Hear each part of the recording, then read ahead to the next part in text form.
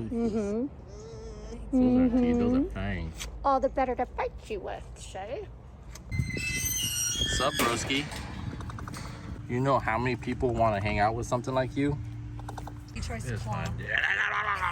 I'm sorry. I just built this enclosure in under 5 minutes. Before we go fishing, we're stopping at Wildlife Wonderland to hang out with some animals.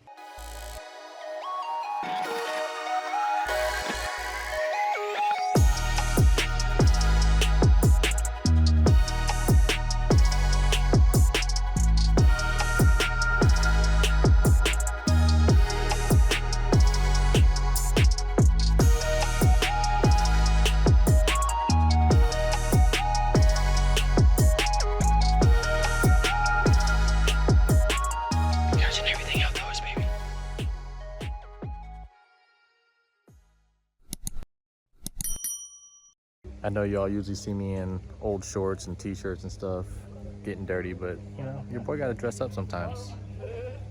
So my wife brought me out to a wedding, but when the wedding's done, I got my fishing rods in the truck, so hopefully I could try and catch a fish on the way home, you know, if I'm not too, you know.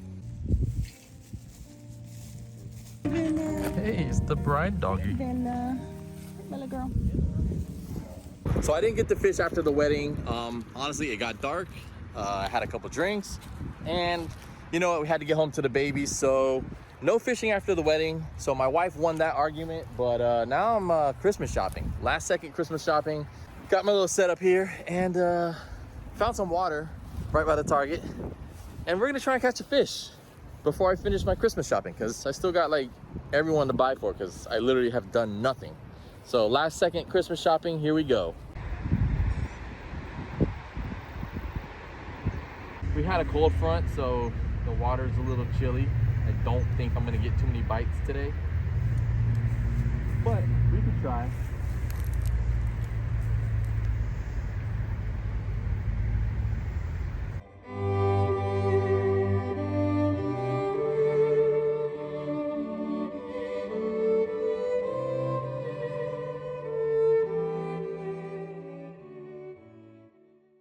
Guys, what's up? Welcome back to another episode of CEO Fishing. But before we get into the fishing part of this, we're here in West Palm at Wildlife Wonderland, and I'm gonna let Miranda tell you a little bit about this place.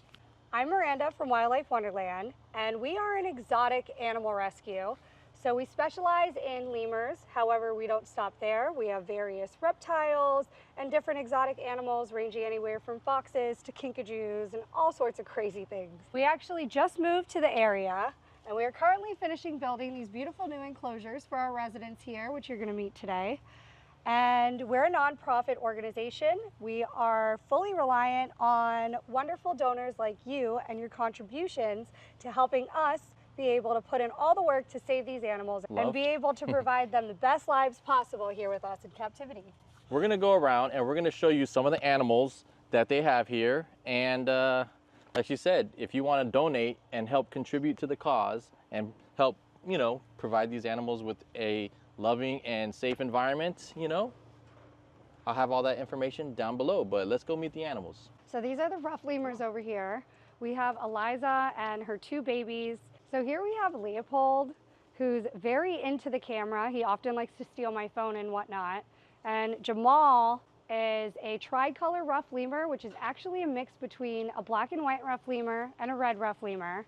He's a very curious young man, and these guys are actually frugivores, have the capability of swallowing seeds the size of a quarter and rapidly digesting them, being able to poop out seeds that plant different plants for future generations to come.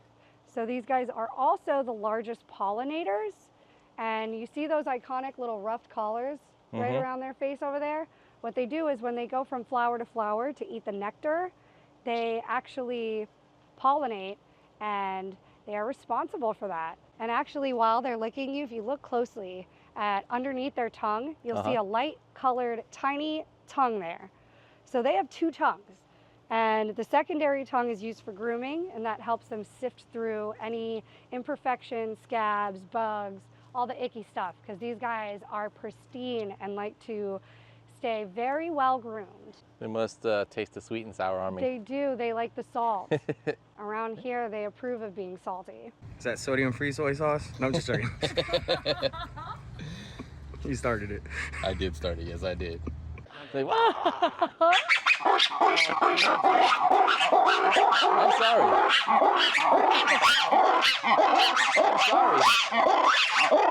I think my laugh triggered them. That was just my laugh, guys. I'm over here with our 3 beautiful little ringtails. These guys are actually a family. We have Coco. This beautiful little princess actually underwent a leg amputation earlier this month. And her little spicy man, Mason over here, had a beautiful little baby named Oswald. This is what we specialize in. Everybody gravitates to buying these types of lemurs, ring-tailed lemurs, iconic. I like to move it. And they get very aggressive at age 2. And they have teeth that are like razor blades that will send you straight to the hospital. Come here, mommy, show off your little, your leg amputation. Come here. So as you see, she's a little tripod girly. She had osteoarthritis, and Mason, he's king of the cheap shots over here. And that's one of the ones where you guys did a fundraiser to help take care of the surgery, correct? Yes, Coco's leg amputation was 100% thanks to our fundraiser that we did, and we were very successful with it, which is a blessing, because sometimes fundraising's a hit or miss. So we're just always at the mercy of whoever our supporters. wants to donate. Yes. So ring-tailed lemurs are originally from Madagascar. That is the one and only small island off the coast of Africa. And this is the only place that lemurs are from. There's about 30 different species now. So unfortunately, the numbers have dwindled down due to deforestation. But hopefully, and thanks to captivity over here and conservation, these guys can not go extinct. They are in fact endangered, and our ruffed lemurs over there are critically endangered. So we like to keep them nice and safe here. Right, Coco? Mer. So this is Rupert. All right. He's actually the man that started it all. The original, the OG? Yes, the OG.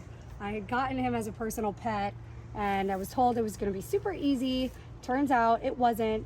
So I started advocating for how they truly are in captivity, and then that just slowly but surely escalated. Come here. And if you notice, he's got a little surprise here. Despite him being a male, he has these fat deposits that are just his tatas over here, and they're glorious as could be. Come here, show them off. You got some jugs, buddy. Don't worry, I got that nanner for you, buddy. There you go. There you go. So we actually talked to the vet about removing them, but she said unless they really cause him a problem, just leave them. All right. I don't have any more banana for you. I'm sorry. Here, you get a peel. You can hold it up. I'll jump on it. Come here, Carlos. Carlos. Carlito. Oye. Oye, papo. Ven aquí. Ven aquí. Yes. There you go. Now we're gonna do tricks for me because you made me wait. Oh. That's good enough. And who are we meeting right now? So this little gal over here is Pebbles, and we've got Baymax. And we've heard all about the crazy ways lemurs can injure us. These guys are also little crazy babies too.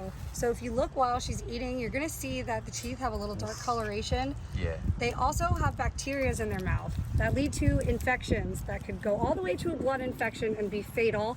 So whenever we get bit by these guys, it's immediate antibiotics. Antibiotics. Yes, and there's still mild infections that we have to undergo. So that's one of the downfalls of having these guys as an exotic pet, along with the fact that they have a prehensile tail, and when they go to attack you, they use that as a fifth limb to hold onto you, and they latch on and they do not let go. Okay, when I tell you I have Stitch over there who bit me, it took 3 people to get him to pry off me, because you have the 4 arms and legs, and then you have the tail, and then that little mouth that just won't let go. So exotic animals, if you're not down to get bit, don't get one. Yeah, it's that simple. You don't need them. Go visit them somewhere like here. But yeah, if you're not ready to take care of an animal, it's not time for you. Wow, what a lady. Here, see if he's a gentleman, just like his little beautiful partner over there. Well, that's Stitch. He's the craziest one here. All right, Stitch. And he's the one you're going to be hand feeding a banana to. He might just put his hands on you. Yeah, he tries to It's claw. fine.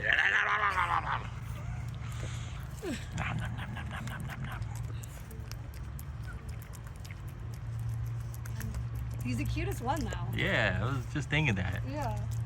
Like, It looks like he could be so snuggly, like just Yeah. right up here on your neck, just kind of just, you know. But no, there's savagery in your blood. Looks are deceiving. What's up, broski? You know how many people want to hang out with something like you? He likes to suckle. Yeah. Here. Look. That's what made us fall in love. Is when is he just loves to suckle like a baby. So those little What you sounds think? he's making me, he's really happy. Yeah. Yeah. Yeah, I didn't realize he made that little sound. He'll be about 75 pounds once he's full grown. And if you realize his skin and fur feels the way it does is because these guys are semi-aquatic. So that means that they spend a lot of the time in the water. And where are they originally from? So these guys are from South America. Okay. And look, see, they're related to the rodent, and look at those little rodent-like teeth. Ew. And those teeth will keep growing too. So we have to give them things to gnaw on so we can keep those babies trimmed. So their natural predators in the wild are anacondas, jaguars, and caimans. So that is why they are built to be a little larger, because they would not stand a chance if they were the size of the rodents we have over here now, would they? It sounds like the Livingston Lures chirp for the EBS technology. It's electronic bait sounds, guys. You're a little wiry, but you're still cute and cuddly, aren't you? Norman, it was fun hanging out, but I'm gonna give you back. Norman, what did you do? Norman left me a treat. Norman. Is that a gift? Oh my God, that's good luck around here. Good luck? All right. Lettuce. He's been eating lettuce. Hey, you only live once. Not everyone can say they got shot on by a capybara. Bruh. The owl monkey. Yeah. Give him a minute. He's shy, so. Okay. So these guys are cute and small, however they do have a really bad habit, and that is scent marking. So because these guys are nocturnals, what they do is at night, to ensure that they're able to make their way to and from their homes, they leave a scent trail behind, and that is also of their urine, and they go ahead and urinate on their tails and their hands, and this creates a nice smelly way of them being able to navigate on their own territory. And It's like their own way of breadcrumbs. yes, basically. And they Yeah. also like to poop where they sleep, which honestly for a primate, to me, that is very uncommon, because usually they're a little more sanitary than that. But these girls are pretty dirty. Did you get peed on? That's poop. Oh, it's even better. That's more special. Almost as special as a capybara. Banana flavored. Yeah, at least yours is sweeter. We're here in front of Antonio, the fox's enclosure. He's a silver fox, which is actually a species of red fox. So he's just like the common red fox you guys are used to seeing. And the things that I would say are a little crazy about him is foxes love to urinate. That is basically a sense of communication for them, along with basically love biting, which they could get a little mouthy all the time. And they urinate when they're happy, they urinate when they are trying to mark their territory, and they urinate when they get really excited or they're upset. So I claim this tree as the CEO tree of Wildlife Wonderland. So stupid. So their urine smells something along the lines of ammonia, and that can be very overwhelming. So these guys are cute and cuddly. Everybody loves to see the foxes on the internet. However, these guys do not make a good pet. They are destructive as could be. They're a fox. So you can imagine what they like to dig and steal things and do everything in the wild. That's what they try to do over here. But we love our little mischievous Antonio, and we wouldn't have it any other way.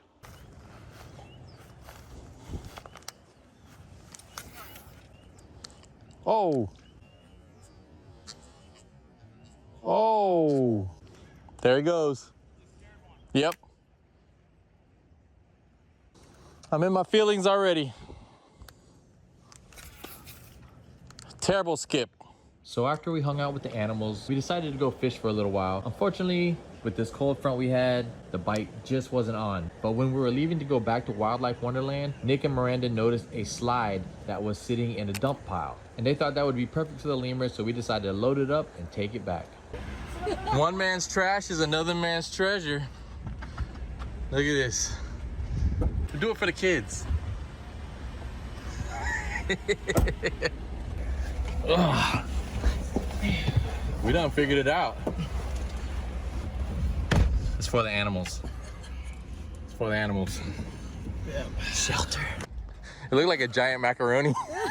Some macaroni and cheese. There you go, more mac and cheese. Well, this was random. You just tell everybody you did it. Oh yeah, I just did this. I'll let you put the last zip tie in. So for the movie magic, I gotta put the last zip tie to pretend I built this. So I can put my CEO sticker on it and make it official, you know? Look at this. I just built this enclosure in under 5 minutes. Finito. Nice, good job. Ah, appreciate it, man. Anything I can do to help, you know?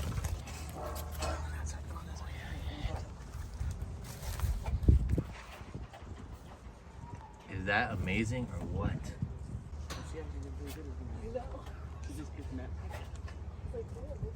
They really love the animals here.